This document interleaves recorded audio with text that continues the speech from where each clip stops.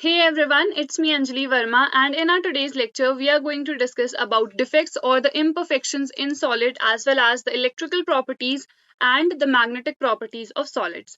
So starting with the defect, तो majorly हमारे पास तीन टाइप के डिफेक्ट्स हैं. सबसे पहला है इम्प्योरिटी डिफेक्ट, सेकंड है हमारे पास स्टाइक्योमेट्रिक डिफेक्ट एंड थर्ड है हमारे पास non stoichiometric defect.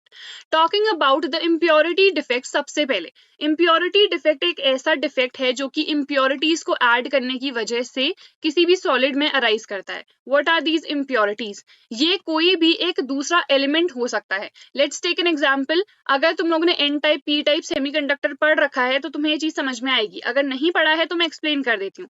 Let's take an example. Silicon हमारे पास क्या है? This is a semiconductor. ये 14th ग्रुप का एलिमेंट होता है. तो इसके आउटर मोस्ट शेल में 4 इलेक्ट्रॉन्स होते हैं. अगर इसमें हम एक 13th ग्रुप की इम्प्योरिटी ऐड कर दे, बेसिकली हम एक 13 ग्रुप का एलिमेंट ऐड कर रहे हैं, इसी को हम इम्प्योरिटी कह रहे हैं बिकॉज यहाँ पे बॉन्डिंग कंप्लीट नहीं होगी, एक वैकेंसी बच जाएगी जिसको हम होल कहते हैं. इन द सेम वे अगर हम एक 15th ग्रुप का एलिमेंट इसमें ऐड कर दे तो उसके आउटर मोस्ट शेल में 5 इलेक्ट्रॉन्स होंगे, तो 4 तो बॉन्डिंग कर लेंगे, एक एक्स्ट्रा इलेक्ट्रॉन बच जाएगा. इन द सेम वे देखो यहाँ पे कितने होंगे? 3 होंगे ना आउटर मोस्ट में, इसीलिए 3 ही बॉन्डिंग करेंगे, एक वैकेंसी बच जाएगी जिसको हम होल कहते हैं, और ये तो हमारे पास एक फ्री इलेक्ट्रॉन बच रहा है. तो जब भी एक दूसरे ग्रुप का एलिमेंट हम उसमें ऐड कर दे रहे हैं, उसको हम एक इम्प्योरिटी कह रहे हैं, और इस प्रोसेस को हम डोपिंग कहते हैं. डोपिंग का मतलब सिंपली होता है the addition of any other element. जैसे हमने सेमीकंडक्टर में कोई दूसरा एलिमेंट ऐड कर दिया तो उसको हम डोपिंग कह रहे हैं. इन द सेम वे एक एग्जांपल हम ले लेते हैं, जैसे NaCl है, इसमें अगर हम SrCl2 ऐड कर दे तो ये एक इम्प्योरिटी की तरह यहाँ पे एक्ट करेगा. यहाँ पे देखो Na+ आयन होगा और इसका आयन क्या होगा? Sr2+. जो Sr2+ हम इसमें डोप करेंगे वो 2 Na+ को रिप्लेस करेगा. क्यों? बिकॉज यहाँ पे एक पॉजिटिव चार्ज है, यहाँ पे 2 पॉजिटिव चार्ज है, तो इलेक्ट्रिकल न्यूट्रलिटी को मेंटेन करने के लिए ये 2 Na+ को क्या कर लेगा? रिप्लेस कर लेगा. तो आई थिंक इम्प्योरिटी डिफेक्ट काफी हद तक समझ में आ गया होगा. उसके बाद सेकंड आता है स्टाइक्योमेट्रिक डिफेक्ट. स्टाइक्योमेट्रिक डिफेक्ट वो डिफेक्ट होता है जो कि स्टाइक्योमेट्री ऑफ सॉलिड को बिल्कुल भी डिस्टर्ब नहीं करता है. ये 4 टाइप के होते हैं: vacancy, interstitial, Schottky and Frenkel defect. ये वैकेंसी और जो इंटरस्टिशियल है ये नॉन आयनिक सॉलिड्स के लिए है या मॉलिक्यूलर सॉलिड्स के लिए है हम कह सकते हैं, और जो शॉर्टकी और फ्रैंकल है ये हमारे पास आयनिक सॉलिड्स के लिए है. तो ये चीज हमें ध्यान में रखनी है. वैकेंसी का मतलब क्या होता है? जैसे अभी हमने कहा कि होल जनरेट हो जा रहा है तो वो एक वैकेंसी है ना, बिकॉज वहां पे कोई इलेक्ट्रॉन नहीं है. इन द सेम वे जैसे हम जनरली बात भी करते हैं कि अगर एक पोस्ट खाली है तो यहाँ पे एक वैकेंसी है. The same goes for this also. अगर हम वैकेंसी की बात करें, सबसे पहले एक सॉलिड में हम एटम्स को या जो भी उसमें हमारे पार्टिकल्स हैं उनको कुछ इस तरीके से डिनोट कर देते हैं. अब यहाँ पे क्या हुआ? ये पार्टिकल इधर पे था, इसने अपनी जगह छोड़ दी. अगर इसने अपनी जगह छोड़ दी है, इसकी जो लैटिस साइट है उसको इसने लीव कर दिया है, तो वहां पे क्या जनरेट हो जाएगी? एक वैकेंसी. इसी डिफेक्ट को सिंपली कहते हैं वैकेंसी डिफेक्ट. तो जब भी पार्टिकल अपनी प्लेस को छोड़ दे रहे हैं, लैटिस साइट को छोड़ दे रहे हैं, तो उस केस में उस पर्टिकुलर डिफेक्ट को हम वैकेंसी डिफेक्ट कहते हैं. वैकेंसी डिफेक्ट हमारा तभी अराइज करता है जब किसी भी सॉलिड को हम हीट करते हैं तो उसमें पार्टिकल्स अपनी लैटिस साइट को छोड़ देते हैं एंड इसमें डेंसिटी डिक्रीज हो रही है, ऑब्वियसली बिकॉज पार्टिकल्स अपनी जगह को छोड़ दे रहे हैं, अपनी लैटिस साइट्स को छोड़ दे रहे हैं, तो डेंसिटी इसमें डिक्रीज करेगी. सेकंड हमारे पास है इंटरस्टिशियल डिफेक्ट. इंटरस्टिशियल साइट्स या वॉइड्स क्या होते हैं? जो भी हमारे पास खाली जगह बच जाती है ना between the particles, because obviously particles जब भी बॉन्ड कर रहे हैं तो उनके बीच में कुछ ना कुछ खाली स्पेस तो बच ही जाती है, तो वो जो खाली स्पेस है उसी को वॉइड या फिर इंटरस्टिशियल कहते हैं. तो इस डिफेक्ट का भी कहीं ना कहीं रिलेशन उसी से है. जब भी पार्टिकल अपनी जगह तो छोड़ रहा है, ठीक है, वहां पे एक वैकेंसी जनरेट हो जा रही है, बट वो कहाँ चले जा रहा है? वो रिमूव नहीं हो रहा है वहां से, वो उसी की इंटरस्टिशियल साइट में जाके अकोमोडेट हो जा रहा है, तो उसको हम कहते हैं इंटरस्टिशियल डिफेक्ट. इसमें जो हमारी डेंसिटी है वो इंक्रीज हो जाती है. ये सब चीजें हमें ध्यान में देनी है. उसके बाद नेक्स्ट हमारे पास आता है Schottky and the Frenkel defect. अब शॉर्टकी डिफेक्ट की बात करते हैं, तो शॉर्टकी डिफेक्ट अगेन हमने डिस्कस करा कि आयनिक सॉलिड्स में ही अकर करेगा. ये तब अराइज करता है जब भी कैटायंस और एनायंस, इक्वल कैटायंस और इक्वल एनायंस, यानी कि अगर मान लो एक कैटायन छोड़ रहा है तो एक एनायन को भी अपनी जगह को लीव कर देना. इन द सेम वे अगर 2 कैटायंस लीव करेंगे तो 2 एनायंस भी लीव करेंगे. क्यों? Again the same reason, electrical neutrality को मेंटेन करने के लिए. तो यहाँ पे डेंसिटी ऑब्वियसली डिक्रीज करेगी, वहां पे वैकेंसी जनरेट हो जा रही है बिकॉज, और ये उन कंपाउंड्स में पाया जाता है, उन सॉलिड्स में पाया जाता है जिनका कोऑर्डिनेशन नंबर जो है वो हाई रहता है, और इसी का उल्टा फ्रैंकल डिफेक्ट में हो जाएगा। फ्रैंकल डिफेक्ट उन सॉलिड्स में पाया जाता है जिनका कोऑर्डिनेशन नंबर लो होता है, ठीक है। अब यहाँ पे कुछ एग्जांपल्स लर्न कर लेना, NaCl है, KCl है, AgBr है, एटसेट्रा। यहाँ पे थोड़ा सा मैं एक्सप्लेन कर देती हूँ। लेट्स सपोज हमने A plus B minus, A plus B minus, इस तरीके का हमने कोई भी सॉलिड बनाया है। इधर पे क्या आएगा, B माइनस आएगा, बिकॉज हमने डिस्कस करा था कि ऑपोजिट्स क्या करते हैं, अट्रैक्ट करते हैं, तो इधर पे B माइनस A प्लस। ये हमारे पास कोई भी एक हमने सॉलिड लिया है। अब क्या हुआ, ये कैटायन और ये एनायन मान लो इसने अपनी जगह को लीव कर दिया, ठीक है। तो इसने अपनी जगह को लीव कर दिया, तो कौन सा डिफेक्ट अराइज करेगा अगर पूछा जाए, तो इधर पे सिंपली तुम बता सकते हो कि यहाँ पे शॉर्ट की डिफेक्ट अराइज करेगा, ठीक है। उसके बाद नेक्स्ट आ जाता है फ्रैंकल डिफेक्ट। फ्रैंकल डिफेक्ट में क्या होता है, सिर्फ और सिर्फ कैटायन अपनी जगह को लीव करते हैं और वो कहाँ चले जाते हैं, इंटरस्टिशियल साइट में, विच मींस ये B माइनस यहाँ पे एज इट इज रहेगा। अब हुआ क्या, देखो यहाँ पे से A प्लस चला गया, बट वो कहाँ गया, इंटरस्टिशियल साइट में। इंटरस्टिशियल साइट क्या होंगी, यहाँ पे जो भी स्पेसेस बची हैं, तो यहाँ पे क्या आ जाएगा, यहाँ पे लेट्स सपोज हमने A प्लस सेंड कर दिया है, तो ये जो कैटायन है ये कहाँ चले जाता है, इंटरस्टिशियल साइट में चला जाता है। उसकी वजह से जो भी डिफेक्ट अराइज करता है किसी भी पर्टिकुलर सॉलिड में, उसको हम फ्रैंकल डिफेक्ट कह देते हैं। तो आई थिंक ये तो बहुत अच्छे से समझ में आ गया होगा। एक चीज जो हमें ध्यान में देनी है, यहाँ पे डेंसिटी रिमेन्स द सेम, ठीक है, सेम रहती है हमारी डेंसिटी, यहाँ पे डेंसिटी बिल्कुल भी चेंज नहीं होती है। अगेन लो कोऑर्डिनेशन नंबर वाले कंपाउंड्स या फिर सॉलिड्स में ही फ्रैंकल डिफेक्ट अकर करेगा। इसका एग्जाम्पल है AgCl, AgBr, AgI। एक चीज ध्यान में देनी है, AgBr दोनों का एग्जाम्पल होता है, विच मीन्स AgBr ही हमारे पास एक कंपाउंड है जो फ्रैंकल डिफेक्ट भी शो करता है और शॉर्ट की डिफेक्ट भी शो करता है। नेक्स्ट अब हम डिस्कस करते हैं, ये चीज मैं ऑलरेडी बता चुकी हूँ। अब है हमारे पास नॉन स्टाइक्योमेट्रिक डिफेक्ट। उससे पहले ये वाला रीजन भी मैं थोड़ा एक्सप्लेन कर देती हूँ। जैसे कि अभी हमने डिस्कस करा कि हमारे पास जो कैटायंस हैं वो चले जा रहे हैं इंटरस्टिशियल साइट में, बट एनायंस क्यों नहीं जा रहे हैं, सिर्फ कैटायंस क्यों जा रहे हैं, बिकॉज एनायंस का साइज क्या होता है, लार्ज होता है। एग्जाम्पल देखते हैं, ये वैसे क्लास 11th में तुम लोगों ने पढ़ा होगा। सोडियम है, ये Na प्लस में कन्वर्ट होता है, एक इलेक्ट्रॉन को रिमूव कर देता है। बिकॉज इलेक्ट्रॉन अब रिमूव हो चुका है, जो आउटर मोस्ट शेल थी वो हट चुकी है, तो यहाँ पे साइज क्या हो जाता है, डिक्रीज हो जाता है ऑब्वियसली। उसके बाद अगर हम बात करें किसकी, Cl की लेते हैं, ठीक है, तो ये Cl माइनस में चेंज होता है, एक इलेक्ट्रॉन को ये क्या करता है, एक्सेप्ट करता है। अब एक और इलेक्ट्रॉन इसमें आ गया, 7 इलेक्ट्रॉन तो उसके पास ऑलरेडी थे, एक और आ गया, विच मींस अब इसमें 8 इलेक्ट्रॉन्स हो गए। तो इसमें क्या होगा, इंटर इलेक्ट्रॉनिक रिपल्शन होगा, बिकॉज इधर पे क्या हो रहा है, इंटर इलेक्ट्रॉनिक रिपल्शन अब हो रहा है, तो रिपल्शन की वजह से वो दूर दूर भागेंगे और हेंस हमारा जो साइज है वो क्या करेगा, इंक्रीज होगा, ठीक है। तो विच मींस साइज बड़ा होता है एनायन का, इसीलिए वो इंटरस्टिशियल साइट में नहीं जा पाते हैं, जबकि कैटायंस का साइज स्मॉल होता है, इसीलिए वो इंटरस्टिशियल साइट में इजीली जा पाते हैं। अब हम नॉन स्टाइक्योमेट्रिक डिफेक्ट की अगर बात करें तो ये भी 2 टाइप के होते हैं, metal excess and metal deficiency defect. Excess का मतलब हम समझ रहे हैं कि हमारे पास कैटायन क्या होने चाहिए इसमें, ज्यादा, metal because that is related to cation, cation बन रहा है, एक इलेक्ट्रॉन को वो रिलीज कर रहा है ना। और डेफिशिएंसी विच मींस यहाँ पे एनायन ज्यादा होने चाहिए, या फिर हम कह सकते हैं कि हमारे पास कैटायन यहाँ पे कम होने चाहिए, ठीक है। तो ये भी 2 तरीके से अकर कर सकता है। एनायनिक वैकेंसी, एनायनिक वैकेंसी ये वाला पार्ट हमारे पास इंपॉर्टेंट है। एनायनिक वैकेंसी का क्या मतलब है, एक एनायन ने अपनी प्लेस को क्या कर दिया, लीव कर दिया। अगर एनायन ने अपनी प्लेस को लीव कर दिया और वहां पे इलेक्ट्रॉन आके उस पर्टिकुलर वैकेंसी को अकोमोडेट कर ले, तो हमारे पास उसको हम एक F सेंटर बोलते हैं, ठीक है।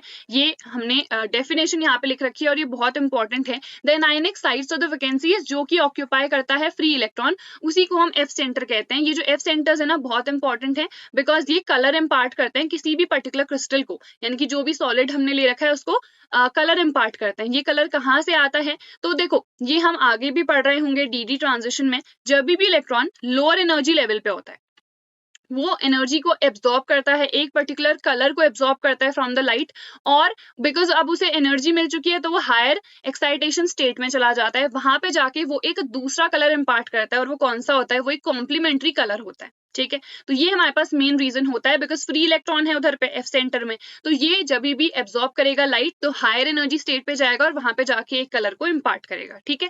एंड ये हमारे पास कुछ एग्जांपल्स भी हैं। NaCl क्रिस्टल को ये येलो कलर इम्पार्ट करते हैं, these F centres, and pink colour to the LiCl crystals, and there can be many more examples as well. फिर है हमारे पास second, due to presence of extra cations at the interstitial site. अगर हमारे पास extra cations आ जाएंगे interstitial site में, अगेन कैटायन का नंबर क्या हो जाएगा, इंक्रीज हो जाएगा, जाएगा, तो इसको हम एक मेटल एक्सेस डिफेक्ट कहते हैं। फिर है मेटल डेफिशिएंसी डिफेक्ट। ये भी दो तरीके से अकर कर सकता है। सबसे पहले होता है कैटायनिक वैकेंसी की वजह से। अगर कैटायंस ने अपनी प्लेस को लीव कर दिया है तो ऑब्वियसली कैटायंस चले गए हैं, तो यहाँ पे ज्यादा नंबर किसका होगा, एनायंस का, तो हेंस हमारे पास मेटल डेफिशिएंसी डिफेक्ट होगा। सेकंड है due to the presence of extra anions in the interstitial site. तो अगर एक्स्ट्रा एनायंस जाके इंटरस्टिशियल साइट में अकोमोडेट हो गए, ठीक है, वैसे तो जनरली नहीं होता है बिकॉज अभी इधर पे हमने रीजन डिस्कस करा है, बट अगर वहां पे जाके वो अकोमोडेट हो गए तो उस केस में भी एनायन का नंबर क्या हो जाएगा, बढ़ जाएगा, विच मीन्स कैटायंस लेस हैं एंड हेंस यहाँ पे मेटल डेफिशिएंसी डिफेक्ट आएगा। आई थिंक ये वाला टॉपिक समझ में आ गया होगा। अब हम डिस्कस कर लेते हैं electrical and the magnetic properties of solids. So now let's discuss about the electrical conductivity in the metals, और we are mainly discussing about the solids, ठीक है। तो हमारे पास solids तीन तरह के हो सकते हैं on the basis of the electrical property। सबसे पहले हमारे पास कंडक्टर है, second is a semi conductor and third हमारे पास आता है इंसुलेटर।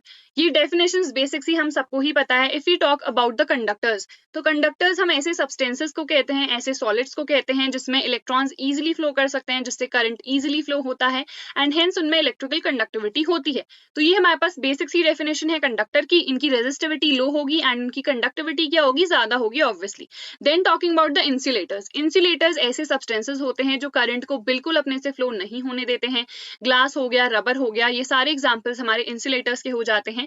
इनकी रेजिस्टिविटी क्या होती है, ज्यादा होती है एंड कंडक्टिविटी इनकी बहुत कम होगी। सेमी कंडक्टर्स, सेमी यानी कि आधा आधा, ये आधा कंडक्टर भी होता है और आधा इंसुलेटर भी। सिंपल से इसका मतलब है कि सेमी कंडक्टर्स की जो कंडक्टिविटी है it is not as high as the conductor, but एक इंसुलेटर की तरह इतनी कम भी नहीं है। तो ये हमारे पास सेमी कंडक्टर की सिंपल सी डेफिनेशन हो गई, जिनकी इस रेंज में हमारे पास कंडक्टिविटी होती है, या बेसिकली हम डिफाइन कर सकते हैं इसको in simple language. Semiconductors are those solids और the substances that conduct electricity to a very weak extent, और ये to a very high extent भी हम कह सकते हैं। तो आई थिंक ये बेसिक से समझ में आ गया होगा। यहाँ पे हम जो पढ़ते हैं ना, बैंड थ्योरी के बेसिस पे पढ़ते हैं। Even in physics you will be studying कि किस तरीके से हम सॉलिड्स को तीन कैटेगरीज में डिवाइड कर रहे हैं। बैंड थ्योरी के अकॉर्डिंग हमारे पास दो बैंड्स होते हैं, नीचे वाला कहलाता है वैलेंस बैंड, ऊपर वाला कहलाता है कंडक्शन बैंड। जो कंडक्शन बैंड है वो एक हमारे पास एम्प्टी बैंड रहता है। वैलेंस बैंड में क्या होता है, वैलेंस इलेक्ट्रॉन्स प्रेजेंट रहते हैं। जब भी इलेक्ट्रॉन वैलेंस बैंड से कंडक्शन बैंड में जंप करेगा सिर्फ और सिर्फ तब वो इलेक्ट्रिसिटी को कंडक्ट करेगा। तो जैसे यहाँ पे हमने अलग अलग डायग्राम्स बना रखे हैं, यहाँ पे क्या है, ओवरलैपिंग हो रखी है। ओवरलैपिंग बैंड हमेशा मेटल्स का होगा यानी कि कंडक्टर्स का होगा, क्योंकि इलेक्ट्रॉन्स जो हैं इजिली जंप कर सकते हैं कंडक्शन बैंड में। देन अगर हम बात करें सेमीकंडक्टर की, तो सेमीकंडक्टर में ना थोड़ा सा एनर्जी गैप होता है, जिसकी वजह से कुछ ही इलेक्ट्रॉन यहाँ पे से जंप कर पाते हैं। अगर सारे इलेक्ट्रॉन्स इजिली जंप कर पाते तो वो हमारे पास एक मेटल होता यानी कि कंडक्टर होता। यहाँ पे कुछ ही इलेक्ट्रॉन्स जिनको उतनी एनर्जी मिलेगी सिर्फ वो ही जंप करके जा सकते हैं कंडक्शन बैंड में। Third talking about the insulator, इनमें इतना लार्ज एनर्जी गैप होता है कि इलेक्ट्रॉन्स को उतनी एनर्जी मिलती ही नहीं है, और अगर उन्हें उतनी एनर्जी नहीं मिलेगी तो वो जो हमारा एम्प्टी बैंड है, कंडक्शन बैंड है, वहां पे जंप करके नहीं जा पाएंगे। तो I think this particular thing is clear. ये हमारे पास सिंपल सा डायग्राम है जो मैंने ऑलरेडी तुम्हें एक्सप्लेन कर दिया है। इसके बाद हम डिस्कस कर लेते हैं मैग्नेटिक प्रॉपर्टीज। तो talking about the magnetic properties और the magnetic behaviour of the solids, तो किसी भी सॉलिड में मैग्नेटिक प्रॉपर्टी जो है उसके इलेक्ट्रॉन की वजह से अराइज करती है। और इलेक्ट्रॉन के भी दो तरह के मोशन होते हैं, एक होता है ऑर्बिटल मोशन यानी कि इलेक्ट्रॉन उसके न्यूक्लियस के अराउंड रिवॉल्व कर रहा होता है, और सेकंड होता है स्पिन रोटेशन यानी कि स्पिन मोशन भी उसको कहते हैं। तो इसको हम कैसे समझे, देखो ये हमारे पास क्या है, दिस इज न्यूक्लियस, इसमें पॉजिटिव चार्ज है, ये हमारे पास ऑर्बिट्स हैं, इलेक्ट्रॉन क्या कर रहे हैं, इनमें रिवॉल्व कर रहे हैं। इसकी वजह से मैग्नेटिक मोमेंट, डायपोल मोमेंट यहाँ पे जनरेट होता है। और सेकंड है उसका स्पिन। स्पिन का क्या मतलब है, जो अपने ही एक्सिस के अराउंड वो क्या कर रहा है, रोटेट कर रहा है। बहुत इजीली इसको समझ सकते हैं, सन और अर्थ यानी कि कोई भी प्लैनेट, ये हमारे पास अर्थ हो गया, ठीक है। तो इनके एग्जाम्पल से हम बहुत अच्छे से समझ सकते हैं। एक तो अर्थ क्या है, रिवॉल्व करता है इस पर्टिकुलर ऑर्बिट में, ठीक है, सर्कुलर मोशन ही होता है वहां पे। तो सन के अराउंड ये रिवॉल्व कर रहा है, और अपने एक्सिस में भी तो रिवॉल्व करता है ना, जिसकी वजह से डे और नाइट आता है। तो ये सिंपल सी चीज ना यहाँ पे इलेक्ट्रॉन में भी होती है जब भी ये सर्कुलर पाथ में है। एक तो इसका क्या है, ऑर्बिटल मोशन है न्यूक्लियस के अराउंड, ठीक है, और दूसरा क्या है उसका स्पिन उसके अपने ही एक्सिस के अराउंड। तो दिस इज क्लियर। इसी की वजह से यहाँ पे क्या होता है, मैग्नेटिक डायपोल मोमेंट जनरेट होता है इन दोनों मोशंस की वजह से, एंड हेंस किसी भी सब्सटेंस में मैग्नेटिक प्रॉपर्टीज जो है अराइज करती हैं, ठीक है। यहाँ पे मैग्नेटिक सब्सटेंसेस भी अलग अलग टाइप के हो सकते हैं। सबसे पहला होता है पैरामैग्नेटिक। पैरामैग्नेटिक जो कि अगर हम यहाँ पे मैग्नेटिक फील्ड लगाएंगे तो उस डायरेक्शन में अट्रैक्ट होगा, उतना स्ट्रांगली नहीं होगा बट वीकली होगा, बट ये होगा जरूर अट्रैक्ट, ठीक है। तो ये हमारे पास वीक मैग्नेट्स होते हैं। CO2+ हो गया, मैंगनीज हो गया, ये सब इनके एग्जाम्पल्स हैं। देन उसके बाद नेक्स्ट हमारे पास आता है डायमैग्नेटिक। तो डायमैग्नेटिक सब्सटेंसेस ऐसे सब्सटेंसेस होते हैं कि इधर पे मान लो मैंने मैग्नेटिक फील्ड लगा दिया है तो जो भी वो सब्सटेंस है वो रिपेल करेगा, उससे दूर जाएगा, ठीक है। इसके भी एग्जांपल्स हैं, NaCl हो गया, H2O हो गया, जिंक हो गया, ये सारे एग्जांपल्स हैं डायमैग्नेटिक सब्सटेंसेस के। Then talking about the ferromagnetic substances. तो फेरोमैग्नेटिक सब्सटेंसेस की अगर यहाँ पे हम बात करें तो फेरोमैग्नेटिक का मतलब होता है ऐसे सब्सटेंसेस की अगर हमने मैग्नेटिक फील्ड वहां पे लगाया है वो बहुत ज्यादा स्ट्रांगली अट्रैक्ट होते हैं, ये बेस्ट मैग्नेट्स कंसिडर करे जाते हैं।